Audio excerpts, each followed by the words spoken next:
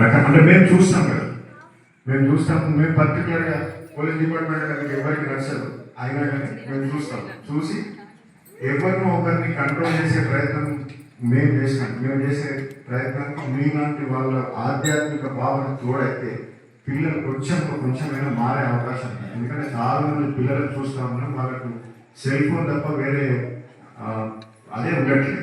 మీ మనవాళ్ళు కావచ్చు, పిల్లలు కావచ్చు, లేకుంటే ఎవరైనా కావచ్చు. దయచేసి మా తరఫున మీకు రిక్వెస్ట్ ఏంటంటే మీ పిల్లలు మన పిల్లలు చెల్లారి పట్టకుండా ఉండడానికి మీరు ఇక్కడ ఒక గంట సేపు దాదాపు ఆధ్యాత్మికంగా చేసి ఉంటారు. ఇప్పుడు ఇంటికి వెళ్ళి మీ పిల్లల బ్యాగ్ ఒక్కసారి చెక్ చేయండి, మీ పిల్లల ఫోన్ ఒక్కసారి చెక్ చేయండి.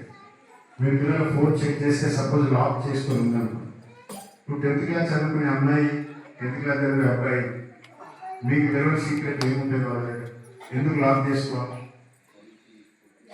ఒక్కసారి దయచేసి ఆలోచించండి. ఒక 10th క్లాస్ చదివే అమ్మాయి కావచ్చు, ఇంటర్మీడియట్ చదివే అమ్మాయి కావచ్చు, 10th క్లాస్ చదివే అబ్బాయి కావచ్చు, ఇంటర్మీడియట్ చదివే అబ్బాయి కావచ్చు, మీకు తెలియకుండా లాక్ చేసుకోవాల్సిన అవసరం ఏముంటుంది చెప్పండి. ఉన్నది అంటే చెప్పబోయి ఒక డోర్కి లాక్ తీపించి తిరగలుగుతాం. అంత ధైర్యం మీకు మాత్రమే ఉంటుంది.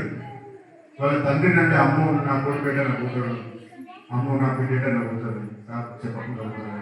మరి మనం మన పిల్లల్ని కంట్రోల్ చేసుకోకపోతే ఇంకెవరికి ఇస్తాం?